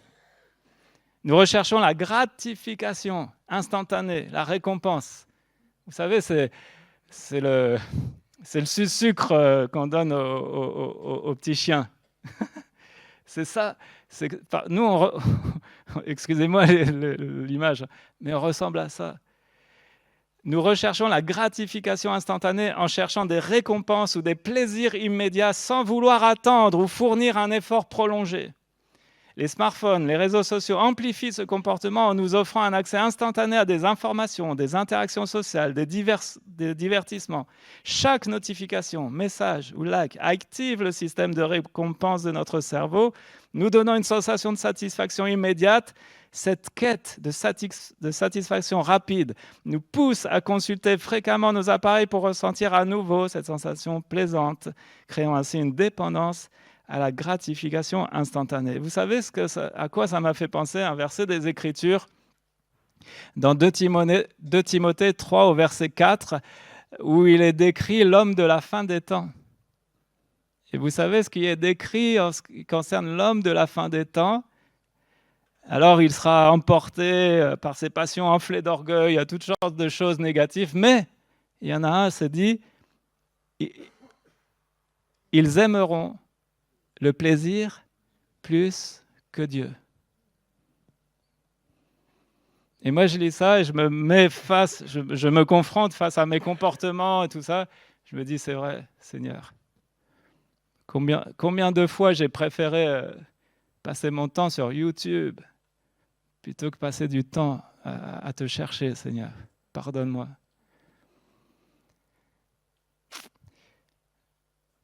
Investissez du temps avec Dieu, vous en serez plus que gagnant. Ce n'est pas du temps de perdu. Ce ne sera jamais du temps de perdu. Bien au contraire. Mais ça demande certainement qu'on lâche certaines habitudes, certains comportements pour les remplacer par d'autres et avoir cette habitude, cette discipline, cette volonté-là de passer du temps dans la prière. Principe numéro 3. Et là, je vais essayer d'être synthétique. Je vais demander à mes frères d'afficher Voilà, merci d'avoir trouvé ces images. Vous savez ce que c'est, ça? C'est un plan vu de dessus du tabernacle. Vous connaissez le tabernacle dans la Bible, dans l'Ancien Testament, c'est appelé aussi la tente de la rencontre. Donc c'était le lieu de culte, c'était le lieu, l'endroit où avait lieu toute l'organisation du culte en Israël. Et cela se faisait autour des sacrifices d'animaux. Et il y avait tout un processus, des cérémoniels à respecter. Et cela, en fait, était évidemment pédagogue de la part de Dieu, parce qu'au travers de tout cela, il nous montrait comment on peut s'approcher de lui. Comment je peux m'approcher de Dieu. Et donc, il y avait tout cela, et je passe très rapidement, mais ça vaut le coup vraiment de s'arrêter, de d'étudier, mais il y avait la porte, l'entrée, donc c'est l'accès à Dieu par le moyen de Jésus, hein, Jésus qui est la porte, je suis la porte des brebis, donc on s'approche de Dieu au nom de Jésus. Après, il y a l'autel des sacrifices, cela nous parle de l'aspect de la repentance dans la vie de prière, donc toujours et sans cesse, on doit alimenter notre vie de prière par la repentance. Ensuite, il y avait la cuve des ablutions, le rond là au milieu, la cuve des ablutions qui nous parle de la vie de sanctification, la marche dans la sainteté. Et donc aussi dans nos vies de prière, ça doit être alimenté par cette dimension de toujours chercher la sainteté, à marcher de manière à plaire au Seigneur. Ensuite, il y avait le chandelier d'or, la menorah, hein, c'est ça. Et donc ça nous parle de la vie de l'esprit, parce que cette lampe, elle était alimentée par de l'huile, et tout cela nous parle de la vie de l'esprit dans notre vie de prière. Je vais très rapidement, excusez-moi, parce que j'ai d'autres points à voir, mais notre vie de prière doit être alimentée par la vie de l'Esprit. Si vous n'êtes pas baptisé dans le Saint-Esprit, cherchez, aspirez au baptême dans le Saint-Esprit. Si vous êtes baptisé dans le Saint-Esprit, priez en langue, alimentez l'huile. Comme Paul dit, je loue Dieu de ce que je parle en langue plus que vous tous. Alimentez cela dans votre vie de prière. Donc la vie de l'Esprit, le fruit de l'Esprit, les charismes, les dons spirituels, toute la vie de l'Esprit. Ensuite, il y avait l'autel avant, il y avait aussi la table des pains de proposition. Donc ça nous parle de la parole de Dieu. L'homme ne vivra pas de pain seulement, mais de toute parole qui sort de la bouche de l'Éternel. Et notre vie de prière, elle doit être alimentée par la parole de Dieu, fondée sur la parole de Dieu. Et c'est bon de prier avec la parole de Dieu. Voilà. Ensuite, il y avait l'autel des parfums. Ça nous parle de la louange. Louange, adoration. Et puis ensuite, donc, vous voyez ici, toute cette partie-là était appelée le parvis. Ensuite, il y avait une première partie qui était appelée le lieu saint. Et ensuite, on rentrait dans un lieu un peu particulier qui était appelé le Saint des Saints ou le lieu très saint. Et dans ce lieu, il y avait le coffre de l'Alliance et avec des chérubins fabriqués en or, là, en or pur. Et il nous a dit que là, c'était le lieu de la présence, c'est le lieu de la manifestation de la présence de Dieu. Et quand on est dans cette présence de Dieu, eh bien c'est là qu'on peut être dans cette dimension de l'intercession, prier pour les autres, dans la dimension de l'écoute, Seigneur, parle-moi, et puis dans la dimension de l'adoration, où là je loue Dieu pour qui il est.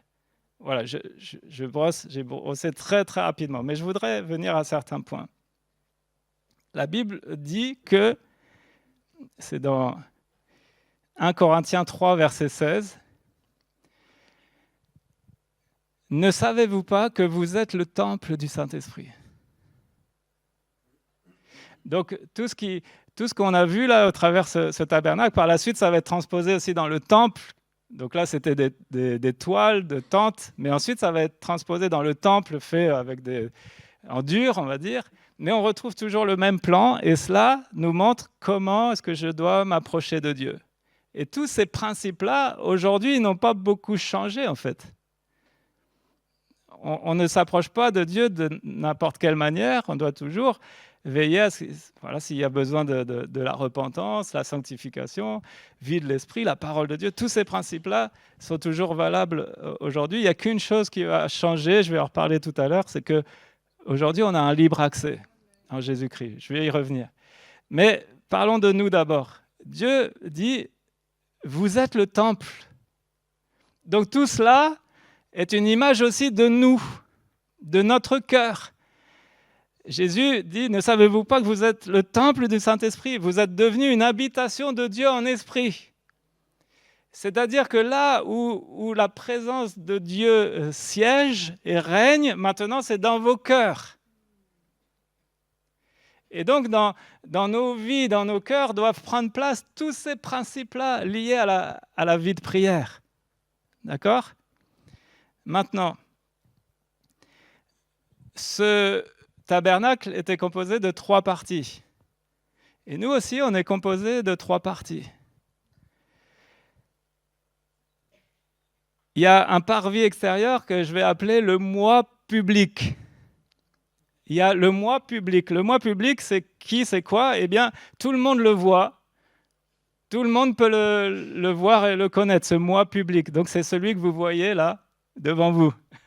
Vous voyez mon extérieur, vous voyez mes habits, et puis vous voyez aussi les paroles que j'ose dire en public. Ça, c'est le moi public. C'est celui que j'accepte de montrer à tout le monde, en fait. D'accord? C'est le moi qui est vu de tous. Par vie extérieure. Maintenant, j'ai aussi un lieu saint, et lui, c'est le moi privé. Le moi privé, c'est qui?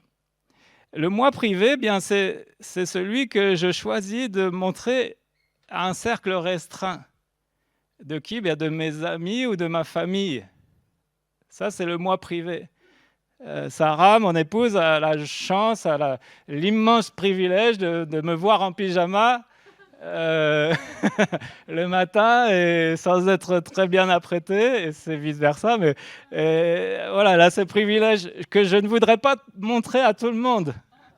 Mes enfants peuvent le voir, certains de mes amis proches peuvent le voir, ce Franck-là, ce Franck privé, mais je ne vais pas le montrer à tout le monde. Et puis, quand on a des intimes comme ça, nos amis et nos familles, on va aussi se permettre d'avoir des dialogues, des conversations voilà, différentes aussi que ce qu'on aurait en public. Ça, c'est le moi privé. Il n'y a que moi qui le connais et que je choisis de faire connaître à certains. Et puis, il y a le moi intime. Le moi intime. Et ce moi intime, en réalité, seul Dieu le connaît. Je reprends juste très rapidement l'image du tabernacle. Vous savez que pour rentrer dans le lieu saint, dans le Saint des Saints, en fait, c'était réservé qu'à une seule personne qui s'appelait le souverain sacrificateur.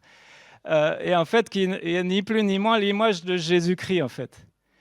Et le seul qui a une réelle connaissance de Dieu, qui est dans l'intimité du Père, c'est le Fils, c'est Jésus-Christ. Je vais y revenir après. Si je reprends l'image de ma vie et de mon être et le moi intime, seul Dieu le connaît réellement. Moi, j'en connais certaines parties, certains aspects. Mais en réalité, seul Dieu me connaît parfaitement. Il y a même des profondeurs de mon être que moi-même, je n'ai pas encore saisies pleinement. Mais Dieu me connaît parfaitement, sous toutes les coutures. Il n'y a rien de caché. Tout est à la lumière devant Dieu. Tout est à nu et à découvert. Et donc, il connaît mon cœur. La Bible dit, le cœur de l'homme, il est tortueux par-dessus tout. Et il y a une question, qui peut le connaître? Eh bien, une réponse, c'est Dieu qui le connaît, qui peut connaître, qui connaît parfaitement notre cœur. Il est dit aussi qu'il sonde les reins, nos reins et nos cœurs, c'est-à-dire sur quoi on met notre appui, notre confiance, et puis qu'est-ce qu'on aime réellement, en quoi on met notre affection, notre amour. Il sonde ça. Donc ça, c'est le moi intime. Et là, j'en viens donc à mon troisième principe, à travers tout cela. Troisième principe dans la vie de prière, livrez votre cœur à Dieu. Parce que ce que Dieu veut, c'est votre cœur. Ce que Dieu veut, c'est régner et prendre toute la place là, dans le moi intime, dans le secret de votre cœur. C'est ce qu'il désire faire de chacun de nous, et pour quelques-uns, il a déjà fait cela. Il a fait de nous le temple du Saint-Esprit. Mais il n'a pas fait de nous le temple du Saint-Esprit pour régner que dans quelques aspects de notre vie. Il veut régner dans tous les domaines, dans tous les aspects, même les plus profonds, les plus cachés, les plus secrets, dans tout. notre cœur, il veut régner. Et ce que Dieu attend de nous, donc, c'est qu'on lui livre notre cœur, qu'on lui fasse connaître tous nos besoins, toutes nos pensées. Il n'y a rien à cacher à Dieu. Et j'aime cette image de répandre nos cœurs devant Dieu. C'est comme un seau d'eau là, que je prendrai et que je vais répandre. Je vais répandre devant Dieu. Dieu attend cela, qu'on répande, qu'importe ce qu'il y a dans le seau, même si ce n'est pas très propre et tout ça, peu importe, Dieu, il attend cela de nous. Il veut un cœur à cœur, d'où le chant qui m'a touché. Un cœur à cœur avec nous. Il veut, il attend, c'est son but, c'est son souhait, c'est son désir. Il veut ton cœur. Et que tu lui livres tout entièrement, sans rien retenir, sans rien cacher. Parce que de toute façon, il est omniscient, il connaît tout. Mais ce n'est pas parce qu'il connaît tout qu'il n'attend pas cette démarche-là de notre part. Faites connaître à Dieu tous vos besoins. Tous vos besoins. Faites connaître à Dieu votre cœur. Livrez votre cœur à Dieu.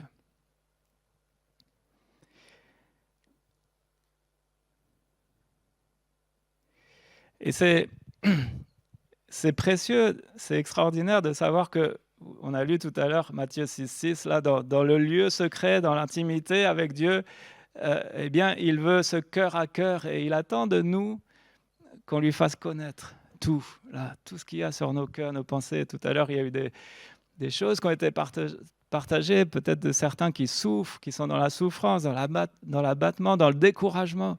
Livre tout ça, abandonne, répands tout cela devant Dieu. Ne lui cache rien, ce serait inutile. Mais Dieu ne pourra agir avec efficacité que si on lui livre le matériau qu'il pourra travailler. Vous comprenez? Parce que Dieu ne s'impose jamais, en fait. Donc, si on retient des choses, il va respecter toujours nos choix. Alors, ça ne veut pas dire que parfois, il ne veut pas nous pousser, mais il va toujours respecter. S'il y a des jardins secrets qu'on ne lui livre pas, il ne va pas y toucher, mais il y aura les conséquences. Je crois qu'on n'a aucun avantage à garder des choses pour nous. Livre ton cœur, donne-lui ton cœur. Il veut ton cœur. Donc, principe numéro 3, livrez votre cœur à Dieu. Et puis, j'en arrive au principe numéro 4. Il y a une chose extraordinaire dans le domaine de la prière. C'est que la prière, ça ne va pas que dans un sens. La prière, ce n'est pas un monologue. La prière, c'est un dialogue. Ce que Dieu veut avec nous, c'est une relation. Donc ça va dans les deux sens. Il attend de nous qu'on lui fasse connaître son cœur. Oui, amen, faites-le. Mais il y a une chose extraordinaire, et on a besoin de la révélation de Dieu pour comprendre ça. C'est que Dieu, lui, il veut nous faire connaître son cœur à lui. Son cœur à lui. Et je reprends encore une fois cette histoire, cette image du tabernacle. Parce que Dieu aussi, il y a le Dieu public.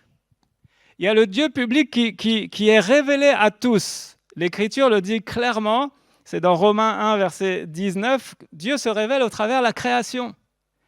Il est dit dans Romains 1, 19, en effet, ce qu'on peut connaître de Dieu est clair pour eux. Dieu lui-même le leur ayant fait connaître, car depuis la création du monde, les perfections invisibles de Dieu, sa puissance éternelle et sa divinité se voient comme à l'œil nu, se voient comme à l'œil quand on les considère dans ses ouvrages. Et il est dit, ils sont donc inexcusables. L'humanité est inexcusable quand elle dit mais on ne peut pas connaître Dieu, parce que Dieu se fait connaître. Il y a une révélation qui est là, la même pour tous, au travers de la création, au travers les cieux, les étoiles, la nature, au travers toute la création, tout ce que Dieu a créé, Dieu se révèle. Et vous avez lu avec moi ce que Dieu nous révèle. Il révèle ses perfections invisibles, il révèle sa puissance éternelle, il révèle sa divinité. Donc ça, c'est le Dieu public qui peut être connu de tous. Vous me suivez? On va un peu plus loin. Ensuite, il y a le Dieu privé. Le Dieu privé. Et là, c'est Dieu qui choisit de se révéler à nous, mais d'une manière un peu plus précise. Comment il se révèle? Eh bien, au travers deux éléments qui, en fait, n'en font qu'un. Hein. Au travers la parole de Dieu et au travers Jésus-Christ. Et je dis, en fait, ils n'en font qu'un parce que la Bible nous dit que, en fait, Jésus, il est la parole faite chair. Il est le Verbe incarné. D'accord? Donc, au travers les Écritures et au travers Jésus-Christ, Dieu se fait connaître à nous. En tout cas, Dieu se fait connaître à ceux qui le cherchent. Dieu va se faire connaître à ceux qui sont suffisamment humbles pour reconnaître leurs besoins, leur misère, leur péché. Dieu résiste aux orgueilleux, mais il va faire grâce aux humbles. Et donc Dieu a choisi ce moyen de la création pour se faire connaître à tous, mais aussi ce moyen de la parole de Dieu, et cette parole qui va prendre corps en la personne de Jésus pour se faire connaître à nous. Il est dit dans Jean chapitre 1, verset 18, « Personne n'a jamais vu Dieu. Dieu, le Fils unique, qui est dans le sein du Père, est celui qui l'a fait connaître. » Alléluia. Il est dit aussi dans Hébreux 1, 2, Hébreux 1, versets 2 et 3, « Dieu, dans ces derniers temps, nous a parlé par le Fils. Il l'a établi héritier de toutes choses. Par lui, il a aussi créé l'univers.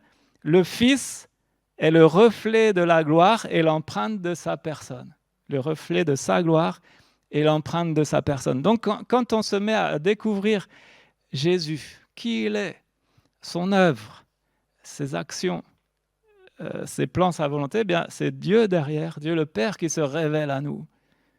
Et là, on comprend au travers Jésus, c'est le témoignage que je vous ai expliqué, en lisant la parole, je découvre Jésus et je découvre du coup l'amour de Dieu. Je découvre sa grâce, sa compassion, son pardon, son salut. Et on découvre tout cela en Jésus-Christ. Ça, c'est le Dieu privé. Et je vous encourage à découvrir ce Dieu-là, ce Dieu merveilleux. Maintenant, on peut aller encore plus loin. Parce que Dieu désire se révéler à nous dans son intimité, le Dieu intime. Le Dieu intime. Et là, c'est Dieu qui veut nous faire connaître son cœur. Son cœur. Est-ce qu'on se rend compte? On a du mal à réaliser. Mais le Dieu infiniment grand, le Dieu éternel, le Dieu tout-puissant, il veut se faire connaître à nous. Lui aussi, il veut répandre son cœur devant nous. Il veut se faire connaître à nous. Mais pour cela, il y a besoin de quoi? L'intimité avec le Seigneur. Le temps qu'on va passer.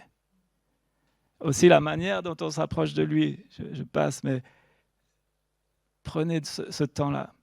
La Bible nous dit dans Jean 14, 21, Jean 14, verset 21, « Celui qui a mes commandements et qui les garde, c'est celui qui m'aime. Celui qui m'aime sera aimé de mon Père, c'est Jésus qui parle, celui qui m'aime sera aimé de mon Père, et moi aussi je l'aimerai et je me ferai connaître à lui. »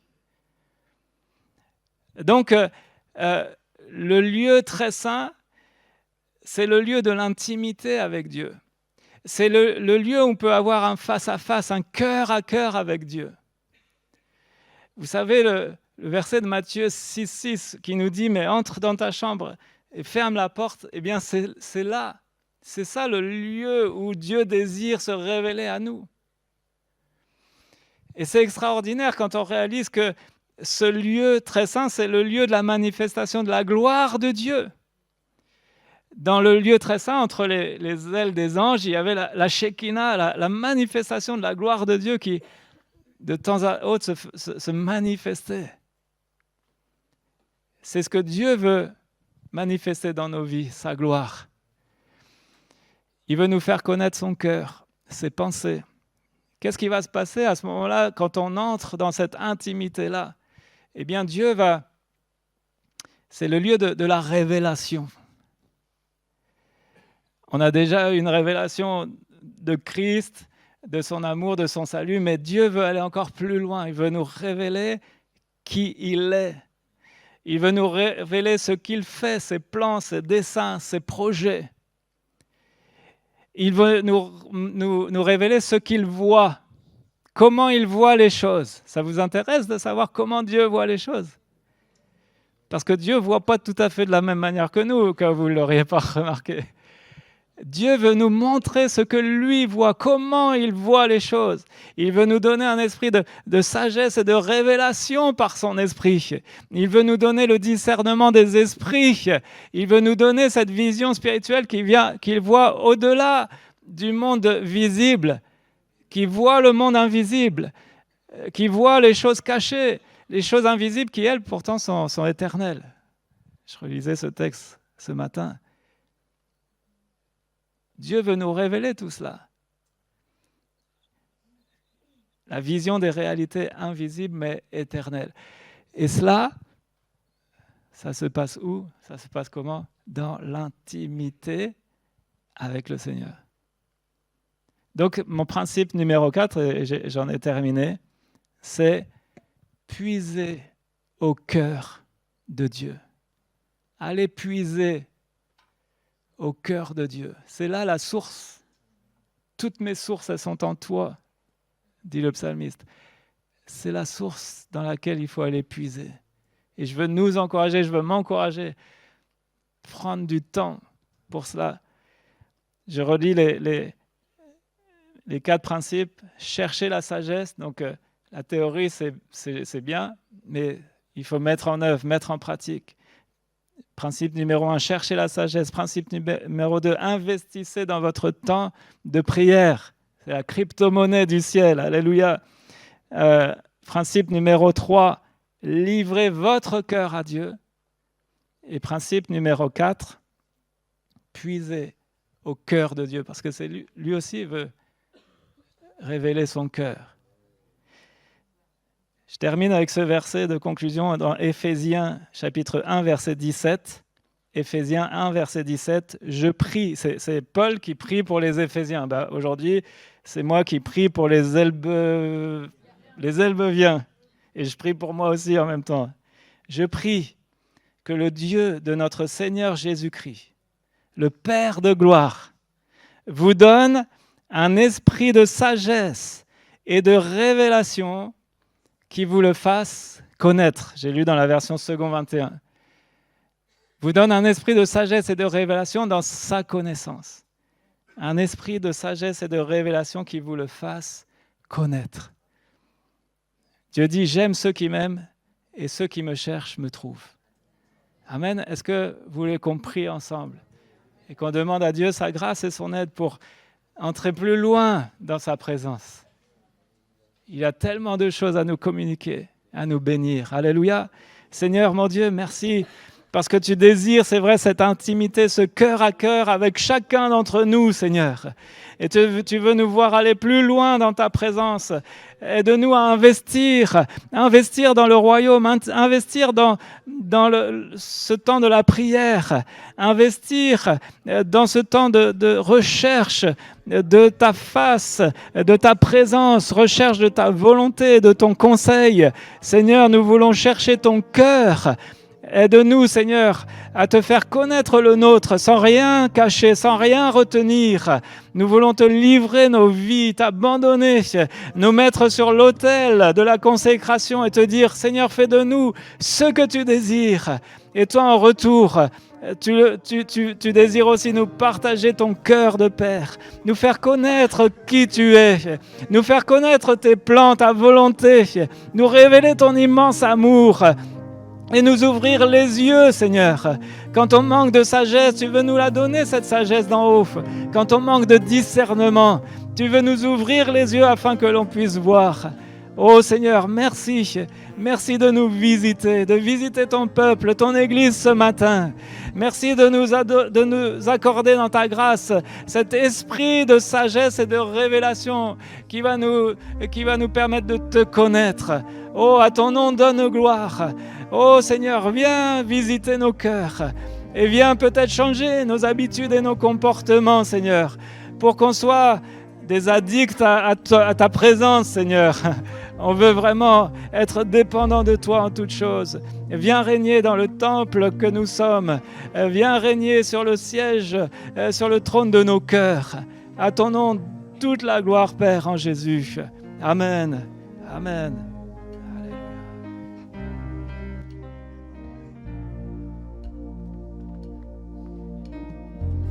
C'est ton cœur que je recherche. Dès que le soleil se lève, je connais ta douce voix. Mon cœur ne brûle que pour toi. C'est toi seul que je désire. Même quand mes pensées chavirent, je connais ta douce voix. Jésus, tu m'attires à toi. Pour un cœur avec toi, Seigneur, le reste perd en importance quand je suis là dans ta présence.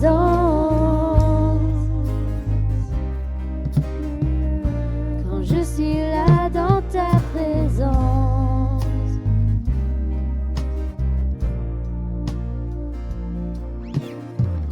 Dans tes bras je me repose. Tous mes fardeaux je les dépose. Je connais ta douce voix. Jésus, tu m'attires à toi.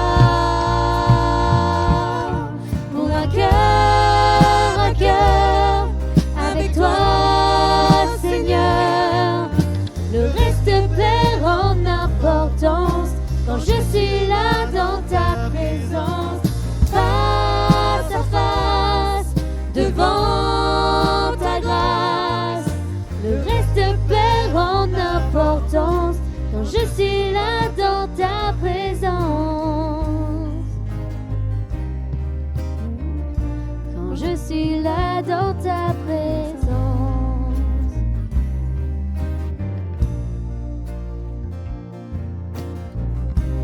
Je plie le genou, j'abandonne tout. Le seul désir de mon cœur, c'est ton cœur. Je plie le genou, j'abandonne tout. Le seul désir de mon cœur, c'est ton cœur.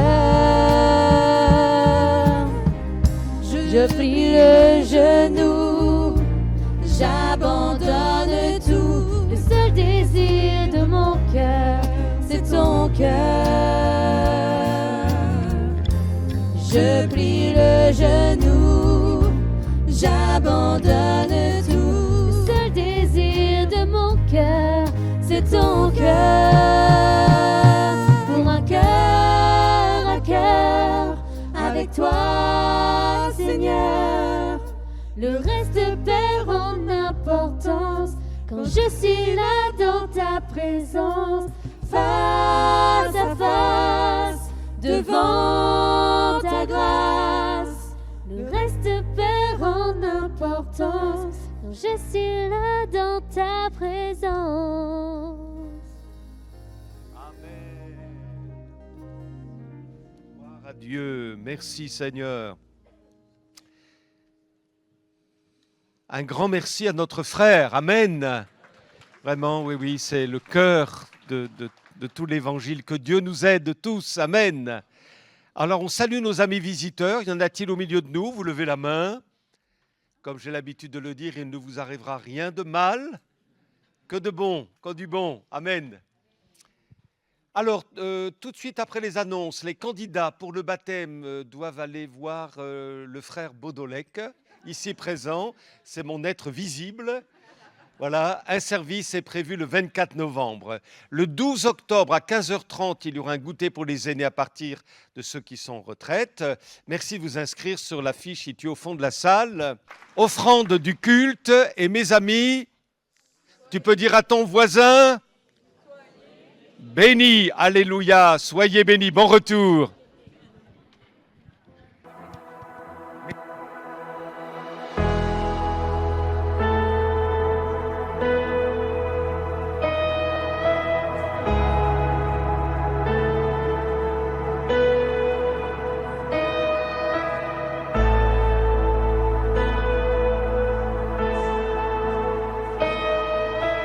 I just want to speak the name of Jesus over every heart and every mind. 'Cause I know there is peace within your presence. I speak Jesus.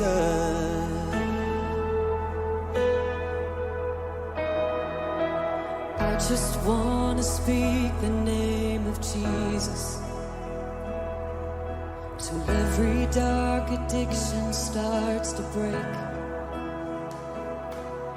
declaring there is hope and there is freedom. I speak Jesus. Your name